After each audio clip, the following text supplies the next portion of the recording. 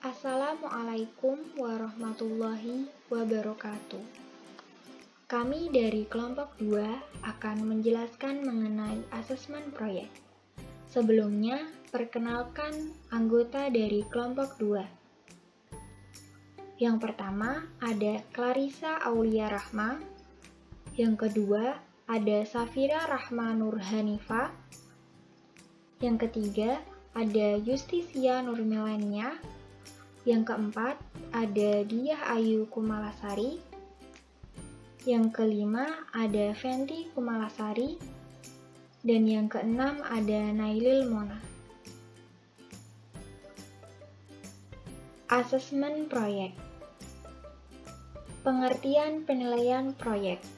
Menurut Keputusan Menteri atau Kepmen 053/4/2001 tentang pedoman penyusunan standar pelayanan minimal penyelenggaraan persekolahan bidang pendidikan dasar dan menengah atau Dikdasmen, penilaian proyek work mempunyai pengertian akumulasi tugas mencakup beberapa kompetensi dan harus diselesaikan oleh peserta didik semester akhir. Suatu model pembelajaran yang diadopsi untuk mengukur dan menilai ketercapaian kompetensi secara kumulatif. Merupakan suatu model penilaian yang diharapkan menuju profesionalisme. Lingkup kegiatan dilakukan dari membuat proposal, persiapan, pelaksanaan atau proses, sampai dengan kegiatan kulminasi atau penyajian, pengujian, dan pameran. Jenis penilaian proyek.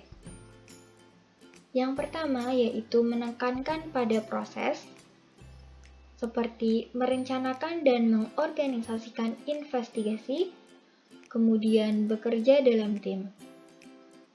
Yang kedua, menekankan pada produk, yaitu mengidentifikasi dan mengumpulkan informasi yang relevan, menganalisis dan menginterpretasi data, dan mengkomunikasikan hasil. Selanjutnya yaitu kriteria penilaian proyek. Yang pertama ada generability. Generability artinya apakah project work peserta didik dalam melaksanakan tugas yang diberikan tersebut sudah memadai untuk digeneralisasikan kepada tugas-tugas lain? Dalam hal ini, semakin tugas-tugas tersebut dapat dibandingkan dengan tugas yang lainnya, maka kualitas tugas tersebut semakin baik. Asumsinya, tugas tersebut juga berbobot sebagaimana bentuk-bentuk tugas yang lainnya. Yang kedua, ada authenticity. Authenticity artinya, apakah tugas yang diberikan tersebut sudah serupa dengan apa yang sering dihadapinya dalam praktek kehidupan sehari-hari. Yang ketiga yaitu multiple-foci. Multiple-foci artinya, apakah tugas yang diberikan kepada peserta didik sudah mengukur lebih dari satu kemampuan yang diinginkan. Bisa jadi seorang siswa mempunyai kemampuan yang baik dalam menghafal dan menganalisa suatu materi, namun lemah dalam prakteknya. Untuk itu, guru bisa melengkapi kekurangannya dari aspek psikomotorik tersebut dengan melihat kemampuan kognitifnya. Yang keempat yaitu teachability. Teachability artinya tugas yang diberikan merupakan tugas yang hasilnya semakin baik karena adanya usaha mengajar guru di kelas. Jadi, tugas yang diberikan dalam project work atau penilaian proyek adalah tugas-tugas yang relevan dengan yang diajarkan guru di dalam kelas. Yang kelima yaitu fairness.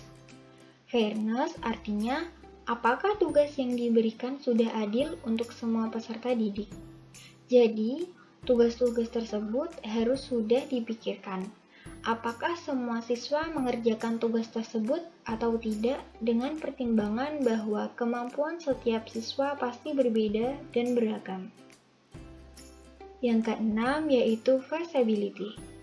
Feasibility artinya tugas-tugas yang diberikan dalam penilaian proyek memang relevan untuk dapat dilaksanakan mengingat faktor-faktor seperti biaya, ruangan atau tempat, waktu, ataupun peralatannya. Setiap sekolah mempunyai kemampuan yang berbeda-beda, baik sumber daya manusia maupun perlengkapan sarana-prasarananya. Yang ketujuh yaitu scorability. Scorability dalam sebuah penilaian adalah hal yang paling mendasar, karena untuk mengetahui valid tidaknya sebuah penilaian.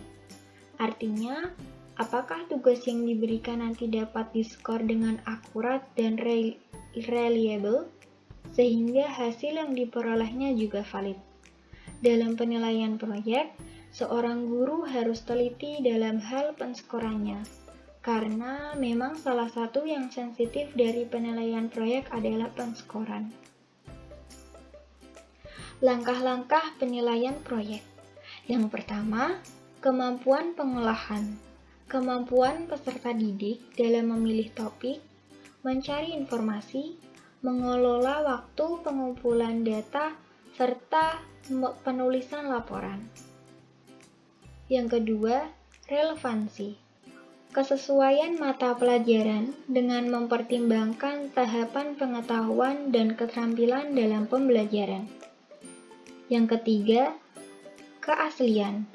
Proyek yang dilakukan peserta didik adalah hasil karyanya, dengan mempertimbangkan kontribusi guru berupa petunjuk, arahan, serta dukungan proyek kepada peserta didik. Manfaat penilaian proyek. Yang pertama, mampu menilai keterampilan dan menyelidiki secara umum. Yang kedua, mampu menilai pemahaman dan pengetahuan dalam bidang tertentu. Yang ketiga, kemampuan mengaplikasikan pengetahuan dalam suatu penyelidikan. Yang keempat, kemampuan menginformasikan subjek secara jelas. Terima kasih. Sekian penjelasan mengenai asesmen proyek dari kelompok 2.